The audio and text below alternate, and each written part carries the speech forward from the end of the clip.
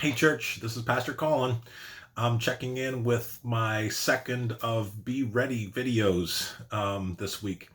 First, quick update: Wendy was able to contact Winnipeg and the CDC there, or whatever they are, and to be able to see if we have results yet. And guess what? We don't. Which they said they're still processing back to the 9th, and ours, we got our tests done on the 12th. My conclusion, I'm thinking they're probably doing them in alphabetical order, which means every single day they begin with A, and then they probably get to Smith every single day, and then the new batch arrives. And so with being V, I don't know. We'll see when Vanderkers get processed. So that's the news. So still self-isolating, still here. Hope you're doing okay. And maybe the word of the day, as you know, we're working through Matthew chapter 24, 25, and these four illustrations, how Jesus tells us to be ready. Yesterday, we need to be ready by staying focused on mission. Today, the call is to be ready for the long haul. Be ready for the long haul, okay? And it's from Matthew chapter 25, 1 to 13. I'll let you read that. Matthew 25, 1 to 13. Go to your Bibles. You can read the parable of the 10 virgins. But here's the gist: there were 10 virgins or young girls who were going to a wedding. The Bible says 5 were foolish and 5 were wise. And the foolish were foolish because they didn't have extra oil for their lamps. They just brought their lamps filled up with oil, but not a second reservoir beside. The wise brought extra oil along. The bridegroom they all fall asleep. And the bridegroom comes at midnight and says, "Hey, come, it's time to go to the wedding feast." And they all wake up, and all of the lights or the lamps had all gone out. And the 5 foolish ones said, "Oh no, what are we going to do?" They asked the wise people, "Share some of your light with us or your oil with us." And the wise said, "No, we can't. You guys go buy some more." And when they were gone, the bridegroom took them in, the 5 wise individuals, shut the door, enjoyed the banquets, and then the foolish comes later and says, "Lord, Lord, open the door for us." And Jesus said, "I tell you, I don't know you." You probably know this parable. And first thing's clear: this isn't polygamy. It's not 10 brides for one groom. This is 10 girls going to a wedding feast, and the bridegroom comes, picks up, you can think of them sort of as bridesmaids or something of the sort, and taking them on this incredible procession as he goes to meet and marry his bride. Some are wise because they're prepared for the long haul. Some are foolish, and the whole point is pretty simple. Jesus will come back, according to this parable, for many people, or perhaps for all people, longer than anybody expected.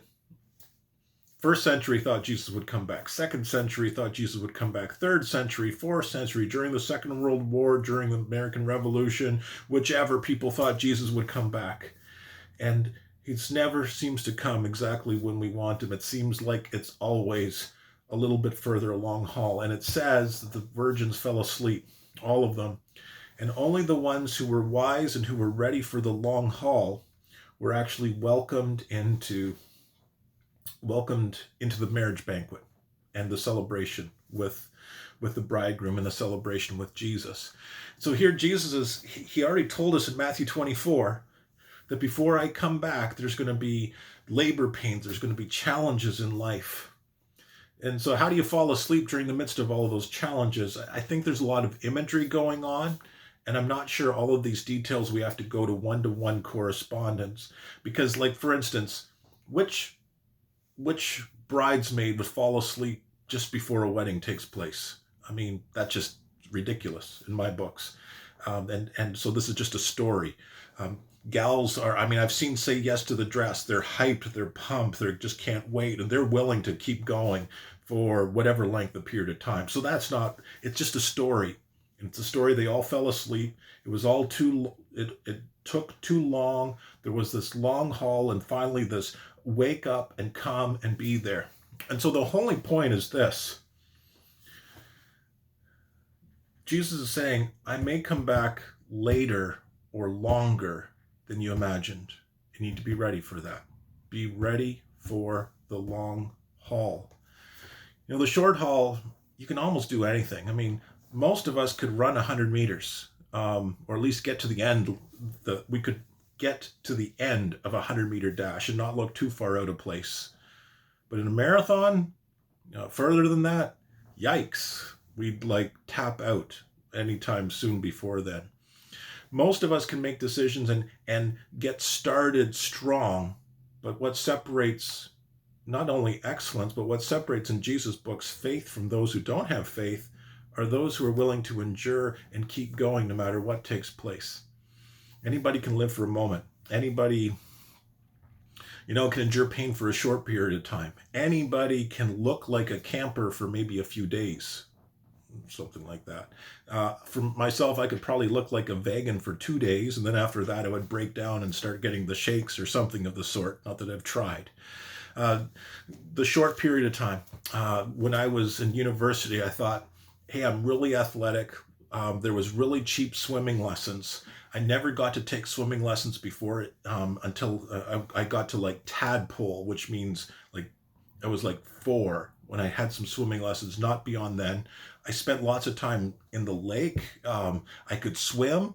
I never was trained to do it. I just like thrashed and got to where I needed to go. And I thought, wouldn't it be cool to take swimming lessons and actually eventually being able to like be a lifeguard or something like that? First year university. So I showed up, and these people, I decided, where should I go? Well, I'm going to go for my bronze medallion or bronze cross, whichever one is higher. And I thought, I'm athletic enough, I can do that. And you know what I learned? I learned that swimming is hard. The swimming is all about technique, and it was about kicking your feet the right way and doing this. And I had just gone on pure natural talent. I stunk at it.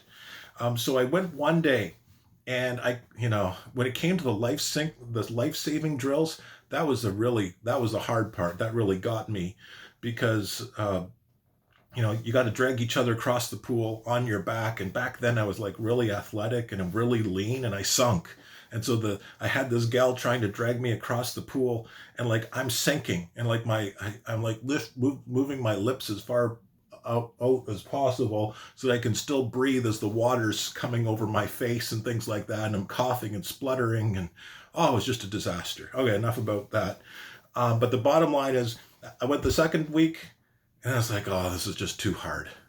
And there's things in life like that. We start strong. It's just too hard. And Jesus said, I want you to be ready, because sometimes it's going to feel too long haul, maybe even too hard. So here we are sitting into how far along are we on the virus? My concern is that we might be facing a long haul. We could be in this situation for weeks, possibly months, and we need to be prepared, heart, mind, and spirit. Spiritually, though, Jesus said, I'm coming, be prepared for the long haul. And so let me just give you 3 things that I think we can do. And how do we make ourselves ready so that no matter what takes place, we're willing to endure? The first thing, it's about sort of our habits. It's what we end up doing in lives. The things that we keep on doing consistently eventually become who we are. In my life, I could say, like, once I was in a habit of jogging, and I became, and that was just so important to me, and I just kept doing that every single day.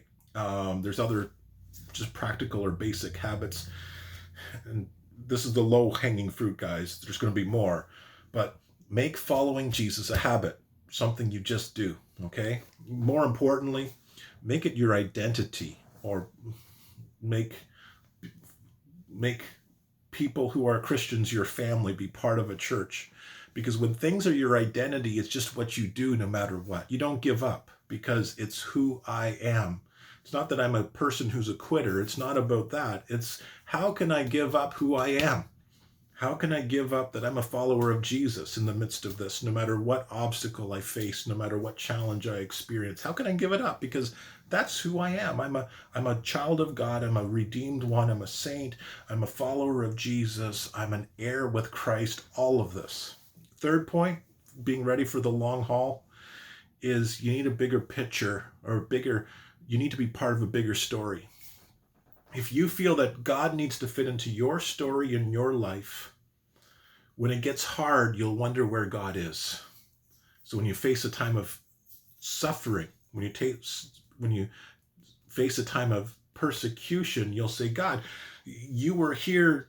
I gave you my heart and my life. Why aren't you now then fixing everything for me? Because really, you're saved for your own story so that your life would be better. Instead, we are given a book and a God story where he's redeeming this world. And it's one of the final events after this time of labor pains. Christ will return. It's going to be awesome. And Jesus says, that's the story you're a part of.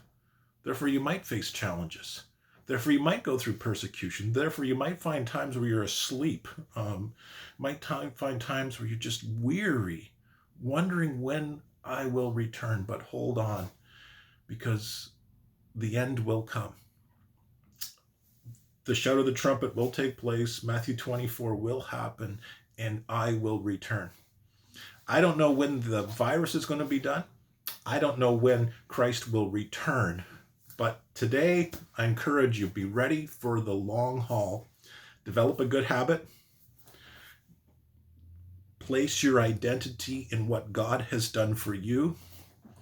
And change your opinion on your own story to see God's bigger picture for your life and for the life or for history that is taking place in this world. You are part of a world on mission for a purpose that's far greater than just me and you. It's for the glory of God. God bless. We'll see you tomorrow.